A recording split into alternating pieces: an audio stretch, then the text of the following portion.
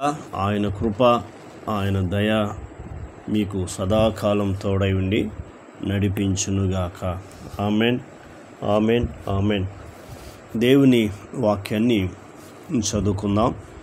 యెషయా గ్రంథము 40వ అధ్యాయము 29వ వచనాన్ని మనము ధ్యానించుకుందాం.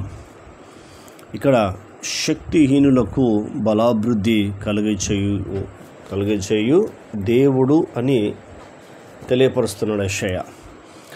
శక్తిహీనులకు బలాభివృద్ధి కలుగజేయు దేవుడు. నిజమే, సొమ్మసిల్లిన వారికి బలమిచ్చువాడు ఆయనే. శక్తిహీనులకు బలాభివృద్ధి కలుగజేయువాడు ఆయనే. మరి యెషయా ప్రవక్త ఈ మాట రాసి దీన్ని ఇశ్రాయేలు ప్రజలకు తెలియచేయమని దేవుడు మాట్లాడుతూ ఉన్నాడు. నిజమే, సొమ్మసిల్లు వారికి బలం ఇచ్చేవాడు ఆయనే. కొన్నిసార్లు మనుషులు సొమ్మసిల్లిపోతారు, కొన్నిసార్లు పడిపోతారు.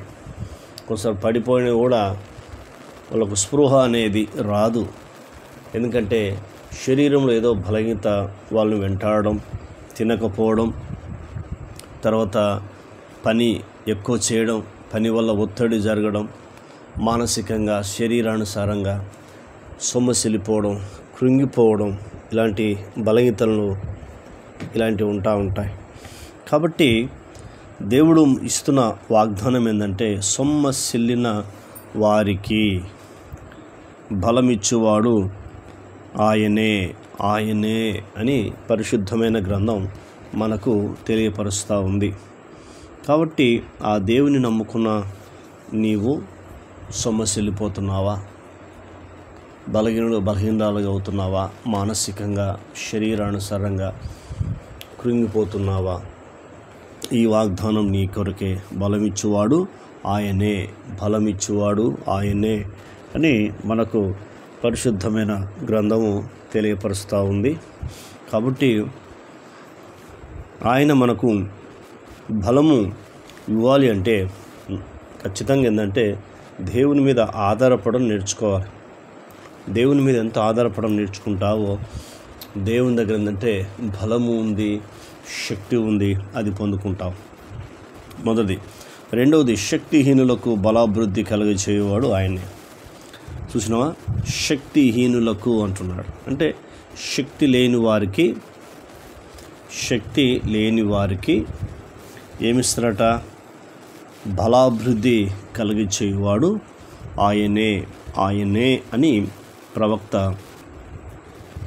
రాస్తూ ఉన్నాడు. నిజమే, దేవుడొక్కడే మనకు బలమిచ్చువాడు, దేవుడొక్కడే బలాభివృద్ధి కలిగించేవాడు అని మనకు పరిశుద్ధమైన గ్రంథం తెలియపరుస్తుంది. కాబట్టి ఇవన్నీ చివరి దినాల్లో, అంత్య దినాల్లో మనం ఉన్నాం.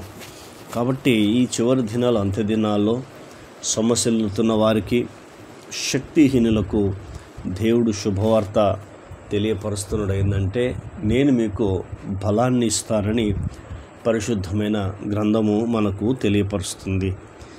మన ఎఫెసీ పత్రిక 6వ అధ్యాయము 10వ వచనము ఈ రీతిగా వ్రాయబడింది. ఏమని రాయబడిందంటే, తుదకు ప్రభు యొక్క మహాశక్తిని బట్టి ఆయన యందు బలవంతులై ఉండుడి అంటున్నాడు. అంటే తుదకు ప్రభు యొక్క మహాశక్తిని బట్టి ఆయన యందు ఏముండాలంటే బలవంతులై ఉండు అని పరిశుద్ధమైన గ్రంథము మనకు ఏం చేస్తుందంటే తెలియపరుస్తుంది.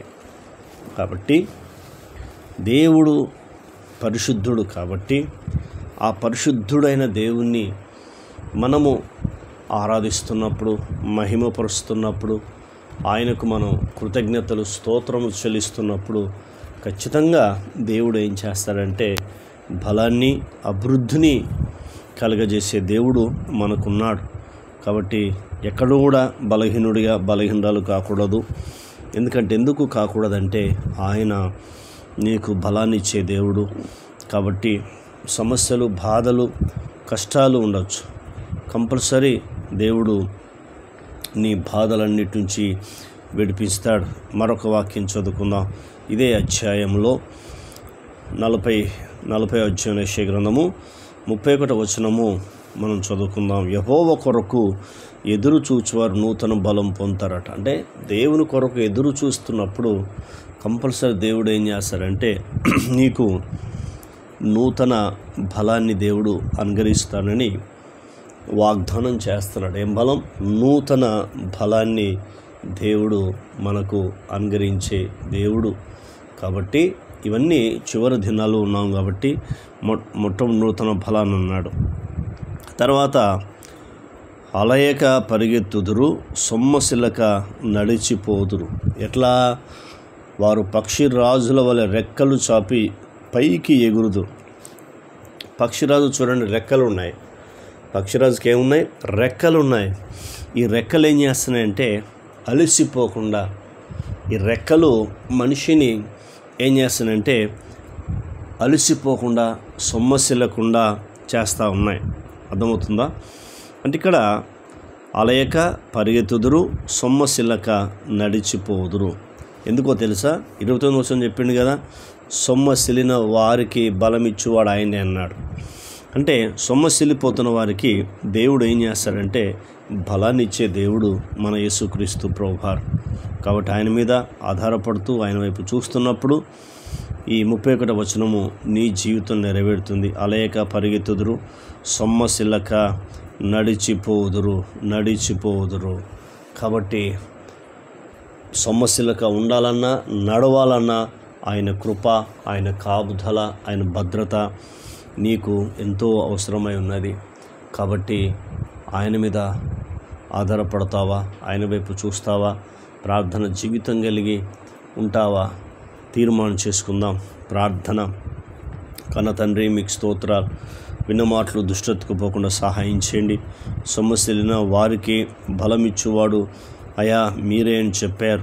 శక్తిహీనులకు బలాభివృద్ధి కలగజేయవాడు మీరే అని చెప్పారు. అందుకై మీకు కృతజ్ఞతలు, స్తోత్రములు, వందనములు చెల్లిస్తున్నాం తండ్రి.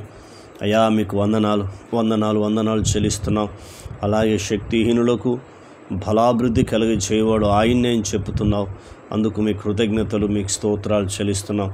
మీ నామానికి మహిమ కలుగునుగాక అడుగుచున్నాం. మీ కొరకు ఎదురు చూస్తే నూతన బలాన్ని ఇస్తానని వాగ్దానం చేశావు. అలయక పరిగెత్తుదురు, సొమ్మసిల్లక నడుచెదరని మీరు మాతో మాట్లాడుతూ వచ్చిన మీ లేఖన భాగాన్ని బట్టి కృతజ్ఞతలు, స్తోత్రములు, వందనములు చెల్లిస్తూ యేసు నామములో పొందినాం తండ్రి. ఆమెన్. దేవుడు మనందరిని దీవించి ఆశీర్వదించునుగాక. ఆమెన్.